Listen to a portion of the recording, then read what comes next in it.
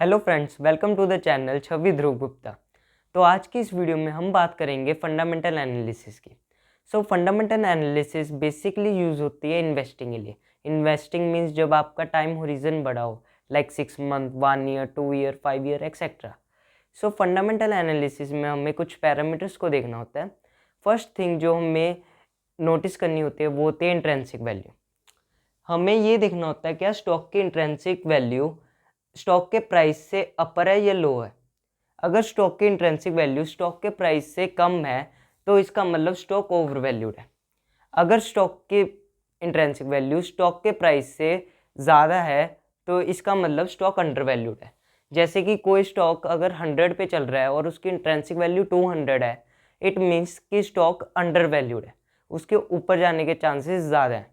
अगर कोई स्टॉक 200 पे चल रहा है और उसकी इंट्रेंसिक वैल्यू 100 है, मीन स्टॉक ओवर वैल्यूड है।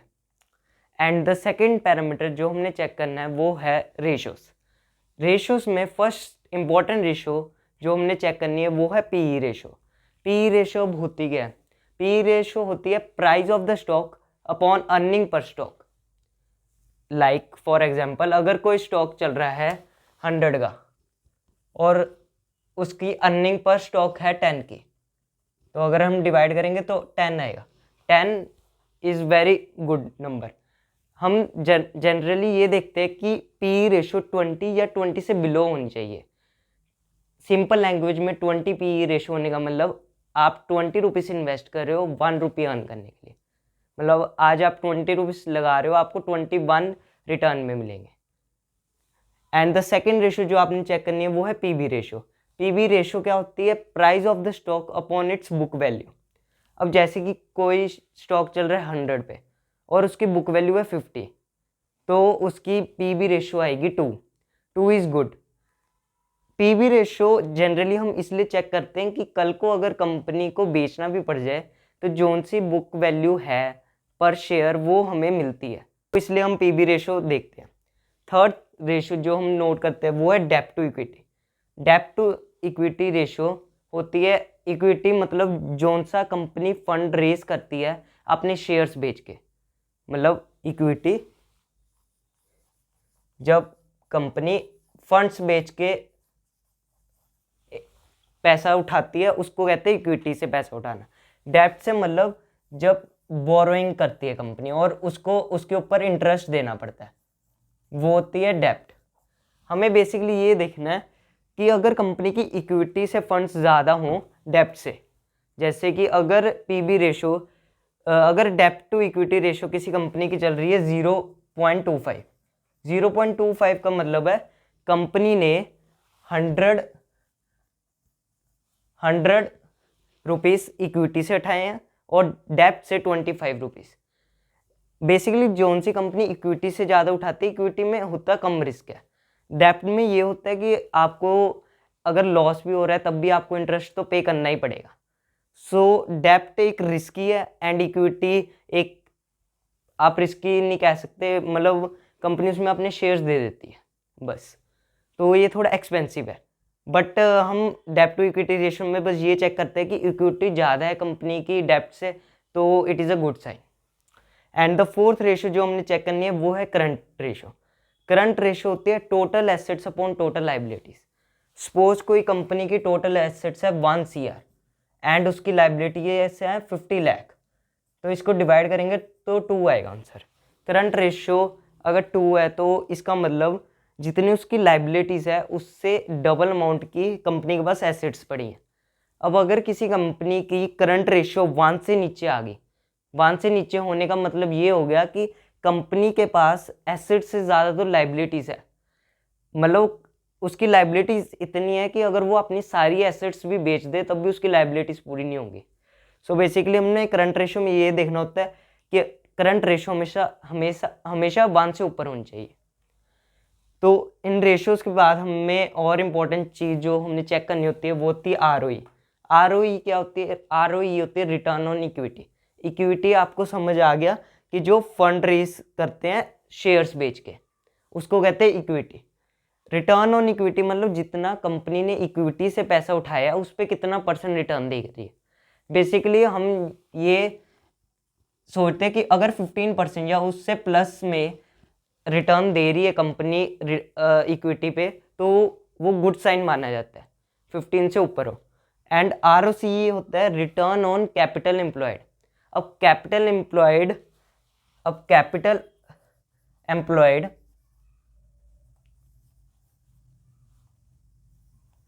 अब कैपिटल एम्प्लॉयड होता क्या है? इक्विटी प्लस डेप्ट, इक्विटी प्लस डेप्ट। इसमें हम ये देखते हैं क्या कंपनी जितना पैसा उसने इक्विटी और डेप्ट से दोनों से उठाया है, जैसे कि मैंने इधर एग्जांपल दी थी, 25 रुपीज़ डेप्ट से उठाया, 100 रुपीज़ इक्विटी से, तो 125 बन गए इनका प्लस करके अमाउंट। तो हम बेसिकली ये देखते हैं क्या कंपनी ने ये इन दोनों के अमाउंट से कितना रिटर्न जनरेट किया। हम इसमें भी बेसिकली ये देखते हैं कि रिटर्न अगर 15% या उससे प्लस है तो it is a good sign. So अगर आपको इसका स्क्रीनशॉट लेना है तो आप ले सकते हैं। एंड जो अगले पैरामीटर्स जो आपने चेक करने होते हैं वो होती है कंपनी की सेल्स। हम जनरली ये देखते हैं कि अगर ईयर ऑन ईयर कंपनी की सेल्स बढ़ रही है तो ये एक गुड साइन है कंपनी के लिए। बट सेल्स के साथ साथ हमें ये चेक करना है क्या कंपनी के प्रॉफिट्स उसकी सेल्स के साथ बढ़ रहे हैं। कभी कभी ऐसा होता है कि कंपनी के सेल्स तो बढ़ रही होती है लेकिन प्रॉफिट्स कम हो रहे होते हैं। तो इसमें क्या होता है कि कंपनी का पर पीस प्रॉफिट लो होता है, तो इसलिए कंपनी लॉस में चल जाती है। सो हमें बेसिकली ये देखना है क्या कंपनी की सेल्स के साथ साथ प्रॉफिट बढ़ रहे हैं कि नहीं। एंड द थर्ड थिंग इसमें सेल्स प्रॉफिट के बाद हमने देखनी है वो है cash flow. As a beginner आपको बस ये देखना है कि कैश फ्लो प्लस में चलना चाहिए और ईयर ऑन ईयर बढ़ना चाहिए। अगर ऐसा हो रहा है तो ये बहुत बढ़िया बात है। सो जितनी भी मैंने आपके साथ अभी तक इन्फॉर्मेशन शेयर की है उसका मैं आपको लाइव डेमो करके दिखाऊंगा। वीडियो के एंड में मैं आपको उधर बताऊंगा कि आप इस सारे एनालिसिस कैसे कर सकते हैं, और आप उसमें देखोगे कि हार्डली आपका 5 to 10 मिनट्स लेगा और आप पूरी कंपनी को एनालाइज कर लोगे। सो फंडामेंटल एनालिसिस में ही हम थोड़ा एडवांस लेवल पे अगर चेक करें तो हम फर्स्ट थिंग जो चेक करते हैं वो होती है कंपनी की शेयर होल्डिंग पैटर्न। अब शेयर होल्डिंग पैटर्न होती है, शेयर होल्डिंग पैटर्न होती है जिसमें प्रमोटर की शेयर होल्डिंग कितनी है कंपनी में, कितना परसेंट उसने शेयर्स अपने पास रखे हैं, वो होती है share holding pattern. Share holding pattern में हमने बेसिकली ये चेक करना है क्या प्रमोटर अपनी शेयर होल्डिंग अपनी कंपनी में बढ़ा रहा है कि नहीं। आप खुद ही सोचो, अगर कोई प्रमोटर अपनी कंपनी में अपनी शेयर्स होल्डिंग को बढ़ाएगा मीन्स उसने कंपनी में कुछ ऐसा किया, उसको अपनी कंपनी में इंटरेस्ट है, ट्रस्ट करता है वो अपनी कंपनी में कि वो आगे जाके बढ़ेगी, तभी वो अपनी शेयर होल्डिंग कंपनी में बढ़ाता है। यही अगर कोई प्रमोटर अपनी शेयर होल्डिंग गिरा रहा है, वो 1-2% तो गिरा सकता है फंड रेज करने के लिए, बट अगर कोई प्रमोटर 10, 15, 20, 25% गिराता ही जा रहा है ईयर ऑन ईयर मीन्स उसको अपनी कंपनी में नहीं ट्रस्ट। अगर प्रमोटर को ही नहीं अपनी कंपनी पे ट्रस्ट तो इन्वेस्टर्स कैसे इंटरेस्ट लेंगे उस कंपनी में। एंड शेयर होल्डिंग पैटर्न में आपको सेकंड चीज़ ये चेक करनी है क्या गवर्नमेंट एंड म्यूचुअल फंड्स जैसी बड़ी बड़ी ऑर्गेनाइजेशन क्या कंपनी में इंटरेस्ट दिखा के इन्वेस्टमेंट कर रही है कि नहीं। अगर गवर्नमेंट जैसी ऑर्गेनाइजेशन, इतनी बड़ी बड़ी ऑर्गेनाइजेशन अगर किसी कंपनी में इन्वेस्ट कर रही है इट मीन्स उनको उस कंपनी में कुछ अच्छा दिख रहा है। एंड जब ऐसी ऑर्गेनाइजेशन किसी कंपनी में इन्वेस्ट करती है तो उनका उस कंपनी का फ्यूचर स्कोप अच्छी होती है। एंड द सेकंड थिंग जो आप एडवांस लेवल पे चेक कर सकते हैं वो है मोनोपोली। हमने बेसिकली ये देखना है क्या कंपनी जिस सेक्टर में काम कर रही है उस सेक्टर में उस कंपनी की मोनोपोली है कि नहीं। एग्जाम्पल के लिए एप्पल, अब एप्पल की फ़ोन्स में बहुत अच्छी मोनोपोली है। अगर किसी बंदे का बजट है 1.5 लाख का फ़ोन लेना तो 90% पीपल्स एप्पल को ही प्रेफर करते हैं। एंड एडवांस लेवल पे थर्ड थिंग जो आप देख सकते हो वो है पीयर कंपैरिजन।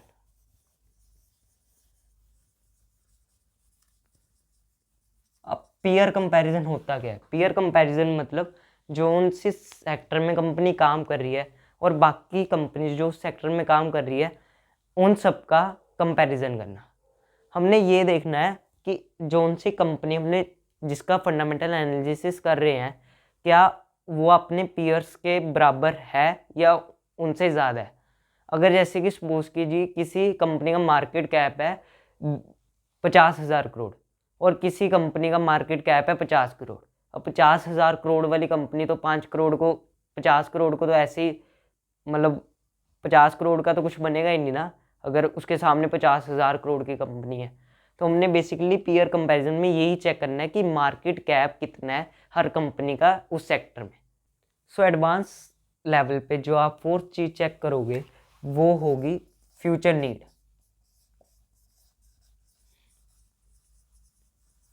हमें बेसिकली ये चेक करना है कौन सी सेक्टर में कंपनी काम कर रही है, क्या वो फ्यूचर ओरिएंटेड है कि नहीं। जैसे कि एग्जांपल के लिए Adani green energy. Adani green energy एक ग्रीन हाउस सेक्टर में काम कर रही है। अब आपको पता है ग्रीन हाउस सेक्टर एक फ्यूचर स्कोप है, अच्छा है। अब आप उसका चार्ट भी अगर देखोगे तो वो बहुत ही हाइप पे बढ़ा था। अडानी ग्रीन एनर्जी क्यों बढ़ा था? क्योंकि वो फ्यूचर ओरिएंटेड है। हमें बेसिकली यही देखना है क्या जिस कंपनी कंपनी जिस सेक्टर में काम कर रही है वो फ्यूचर ओरिएंटेड है कि नहीं। सो अब मैं इस पूरे एनालिसिस का आपको लाइव डेमो करके दिखाऊंगा। अब हम लाइव डेमो करेंगे फंडामेंटल एनालिसिस का। फंडामेंटल एनालिसिस करने के लिए आपको एक सॉफ्टवेयर का यूज़ करना होगा जिसका नाम है स्क्रीनर। स्क्रीनर का लिंक मैं आपको डिस्क्रिप्शन बॉक्स में दे दूँगा। हमने अब स्क्रीनर इधर ओपन कर लिया है। अब हम इधर कोई भी कंपनी सर्च करते हैं, जैसे कि मैं गेल इंडिया लिमिटेड सर्च करता हूँ। गेल इंडिया लिमिटेड गैस सेक्टर में वर्क करती है।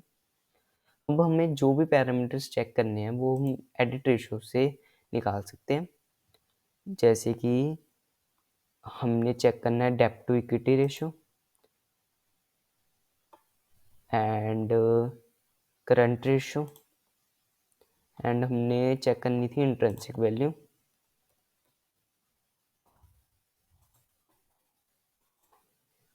ओके, अब इधर ओपन हो चुकी है। अब हमने फर्स्ट पैरामीटर चेक करना था वो था intrinsic value. Intrinsic value you can see ये गिवन है 343 एंड स्टॉक का प्राइस है 163। मतलब जो उनकी इंट्रिंसिक वैल्यू है उससे लो चल रहा है स्टॉक का प्राइस, मतलब स्टॉक का प्राइस अंडर वैल्यू है, इसके ऊपर जाने के चांसेस ज़्यादा है। एंड द सेकेंड पैरामीटर हम चेक करनी थी रेशोज। रेशोज में फर्स्ट रेशो चेक करनी है वो है P ratio. P ratio you can see it 20.3 मैंने आपको कहा था 20 या उससे कम हो तो बढ़िया है। 20.3 भी हम इसको ओके काउंट कर सकते हैं। एंड सेकंड रेशो हमने चेक करनी है वो है price to book value. Price to book value इधर गिवन ही है, सो हम इधर से प्राइस टू बुक वैल्यू निकाल सकते हैं। प्राइस टू तो प्राइस टू बुक वैल्यू इधर आ गई 1.44। मैंने आपको हुआ था 24 हो तो okay. So price to book value 1.44 है। आप इधर से भी कैलकुलेट कर सकते हैं, जैसे कि करंट प्राइस 163 दी है एंड बुक वैल्यू 111 दी है। अब 163 डिवाइडेड बाई 111 इक्वल्स टू 1.44। मतलब अगर कल को स्टॉक बेचना भी पड़ जाता है तो हमें पर शेयर वैल्यू 111 तो मिलेगी। एंड थर्ड रेशो जो हमने चेक करनी है वो है डेब्ट टू इक्विटी रेशो। डेब्ट टू इक्विटी रेशो आपको गिवन है 0.25। What is the meaning of 0.25? मतलब अगर हमने 1 CR इक्विटी से रेज किया है तो 25 लाख डेब्ट से रेज किया है। मतलब गेल इंडिया लिमिटेड ने 0.25 इंटू रुपीज़ डेब्ट से रेज किया जितना उसने इक्विटी से किया। ओके, एंड द अगर आप इसकी करंट रेशो चेक करोगे वो है 0.96। मैंने आपको बताया था अगर 1 से नीचे नहीं होनी चाहिए। 0.96 का मतलब है गेल के टोटल एसेट्स उसकी लाइबिलिटी से भी कम है। एंड आप देख सकते हैं कि इसकी तीनों रेशोज ठीक थी, P ratio, PV ratio and डेब्ट to equity ratio, but current ratio is not okay.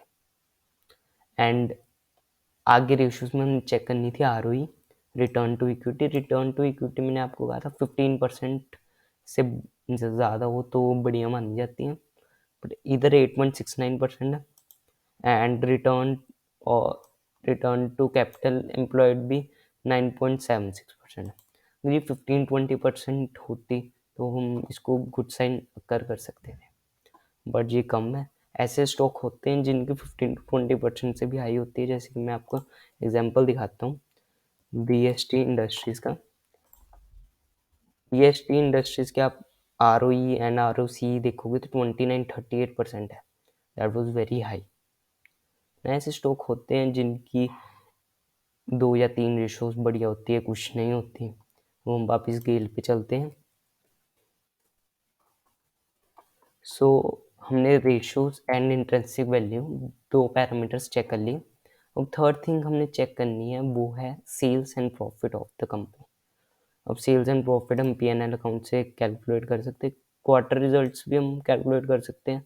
अब जैसे कि क्वार्टरली आप देखोगे तो 2020 में इसकी सेल्स 13,000 15,000 तक थी, लेकिन अब इसकी 32,000 हो गई है, मतलब 34,000 भी टच होने वाली, मतलब सेल्स क्वार्टर ऑन क्वार्टर बढ़ रही है। अगर आप ईयर ऑन ईयर देखना चाहते हो तो P&L पे देख सकते हैं, इधर आपको 10 ईयर का डाटा मिल जाएगा। अब देख सकते हैं कि सेल्स पहले 44,000 थी, फिर 50,000, अब 1,45,000 तक हो गई है सेल्स, मतलब सेल्स ईयर ऑन ईयर बढ़ रही है। एंड सेल्स के साथ मेन थिंग है कि आपने प्रॉफिट चेक करना है, क्या सेल्स बढ़ रही है उसके साथ प्रॉफिट भी बढ़ रहा है। अब देख सकते हैं कि प्रॉफिट पहले 4,000 तक था, फिर उसके बाद घटना शुरू हो गया 3,000, फिर 1,000, फिर बढ़ा 3,000, 6,000, 9,000, और अब बढ़ा हुआ दिखा रहा है मार्च 22 तक। बट इन मार्च 2023 आपको फिर 50% का डाउन दिखा, मतलब सेल्स ईयर ऑन ईयर बढ़ रही हैं बट प्रॉफिट फ्लक्चुएट हो रहे हैं, कभी बढ़ रहे कभी कम हो रहे हैं। So it is not a good sign कि करंट ईयर में प्रॉफिट कम है। अब हमने सेल्स एंड प्रॉफिट के बाद अगली चीज़ चेक करनी है, वो थी cash flow. Cash flow as a beginner आपको बस ये देखना है कि कैश फ्लो माइनस में नहीं होना चाहिए, प्लस में होना चाहिए, और ईयर ऑन ईयर बढ़ना चाहिए। बट अगर आप इधर देखोगे तो ये कैश फ्लो फ्लक्चुएट हो रहा है, कभी माइनस कभी plus, but in the current year ये माइनस में है, वो भी कम माइनस में नहीं, -1200 है। So it is not a good sign कि कैश फ्लो इतना कम है। अगर ये बढ़ रहा होता तो मैं इसको थम्स अप दे सकता, बट ये माइनस में। एंड थोड़ा एडवांस लेवल पे अगर आप देखो तो एडवांस लेवल पे हमने देखना था क्या शेयर होल्डिंग पैटर्न प्रमोटर का बढ़ रहा है कि नहीं। सो हम शेयर होल्डिंग पैटर्न इन्वेस्टर्स में जाके देख सकते हैं। सो आप देखोगे प्रमोटर का शेयर होल्डिंग पैटर्न 20, हम क्वार्टरली नहीं ईयरली रिजल्ट्स देखते हैं। सो आप देखोगे प्रमोटर का जो उनका शेयर होल्डिंग पैटर्न था वो बढ़ा नहीं है, 1-2% कम हो गया। सो 1-2% हम ओके कह सकते हैं, क्योंकि 1-2% रिलीज करना होता है फंड्स तो प्रमोटर अपनी शेयर होल्डिंग दे देता है। बट 50% शेयर होल्डिंग प्रमोटर के पास है, ये भी एक बहुत अच्छा गुड साइन है, क्योंकि प्रमोटर को मतलब अपनी कंपनी में ज़्यादा इंटरेस्ट है। सो इसने 50% शेयर्स अपने पास रखे हैं, so it is a good sign. And the second best thing है कि गवर्नमेंट ने इसमें अपनी शेयरिंग्स को बढ़ाया नहीं, मतलब 7-8% अपनी शेयरिंग्स गवर्नमेंट ने रखी है। और जब गवर्नमेंट जैसी बड़ी ऑर्गेनाइजेशन अपनी शेयर्स किसी कंपनी में अलॉट करती है तो it is a very good sign. कितनी बड़ी ऑर्गेनाइजेशन अगर किसी कंपनी में इन्वेस्ट कर रही है तो मतलब उस कंपनी का चांस है बढ़ने का in future. So it is a good sign कि गवर्नमेंट का इंटरेस्ट है, अगर म्यूचुअल फंड्स का इंटरेस्ट है, so it is a very good sign. FLLS DLLS का मतलब है फॉरेन इन्वेस्टर्स एंड DLLS का मतलब है domestic investors. And advance level पे हमने चेक करना था शेयर होल्डिंग पैटर्न, वो हमने कर लिया। हमने देखना था क्या इसका पीयर कंपैरिजन क्या है, क्या इस कंपनी की मोनोपोली है अपने सेक्टर में और नहीं। अब गेल जिस सेक्टर में काम करती है वो है गैस डिस्ट्रीब्यूशन, आप देख सकते हैं सेक्टर भी आगे इंडस्ट्री भी है। अब आप इसका पेयर कंपैरिजन करो तो आप देखोगे कि गेल सेकंड नंबर पे आता है अपने सेक्टर में, फर्स्ट नंबर पे अडानी टोटल टूल्स। सो अगर आप मार्केट कैप देखोगे सबका तो गेल और अडानी टूल्स ही बेस्ट हैं, उसके बाद जितने शेयर्स हैं उनका मार्केट कैप 50% भी नहीं है इन दोनों के। सो गेल को अगर कोई टक्कर दे रहा है तो वो है tool Adani total tools, total gas only, okay, sorry Adani total gas. And peer comparison and share holding pattern के बाद हमने ये देखना था क्या कंपनी का फ्यूचर ओरिएंटेड प्रोजेक्ट है। अब मैं आपको कुछ शेयर दिखाता हूँ जिनका फ्यूचर ओरिएंटेड प्रोजेक्ट है, जैसे कि अडानी अडानी ग्रीन एनर्जी। अब आप अडानी ग्रीन एनर्जी का चार्ट देखोगे लास्ट के कुछ 5-6 ईयर्स का, तो आप देखोगे कहाँ शेयर पहले 66, 50, 60 पे चल रहा था और कहाँ ये 3000 तक पहुंच गया। And after the Adani news ये गिर गया था शेयर, बट ये फ्यूचर ओरिएंटेड है, ग्रीन एनर्जी पे रिलेटेड है, सो दैट्स वाई ये इतना बड़ा। सो मैं इधर आपको कोई सजेस्ट नहीं कर रहा शेयर कि आप लो या ना लो, मैं आपको बस शेयर कर रहा हूँ इन्फॉर्मेशन रिगार्डिंग फंडामेंटल एनालिसिस। ये चेक करने थे हमने कुछ फंडामेंटल एनालिसिस में पैरामीटर्स जो हमने कर लिए, देखा हम। और एक और चीज़, जैसे हमने पी रेशो देखी कंपनी की 20.3 थी, इट्स ओके, 20.3 इज़ ओके। हम P ratio of a company के साथ उस जिस सेक्टर में वो कंपनी काम कर रही है उसकी भी पी रेशो चेक कर सकते हैं, जैसे कि इधर गिवन है 18.8। अब आप देखोगे स्टॉक की पी रेशो 20.3, इंडस्ट्री की भी ओके 18.8, मीन्स जिस इंडस्ट्री में काम कर रही है वो भी बड़ी इंडस्ट्री है और जो उनकी कंपनी है उसकी भी पी रेशो बड़ी है, so it is a good sign. And ये थी हमारी fundamental analysis of GAIL company. ये मैंने आपको लाइव डेमो दिया था कि आप कैसे कर सकते हो किसी भी कंपनी का, जैसे मैंने गेल का किया ऐसे आप किसी भी कंपनी का कर सकते हो। हार्डली ये 10 मिनट्स लेगा आपका और आप फंडामेंटल एनालिसिस कर लोगे। सो आपको हमारी ये फंडामेंटल एनालिसिस पे वीडियो कैसी लगी इसके बारे में हमें कमेंट्स में बताइए, और अगर आपको ये वीडियो अच्छी लगी तो please subscribe our channel and like this video and share with all your friends and relatives. Thank you so much for watching this.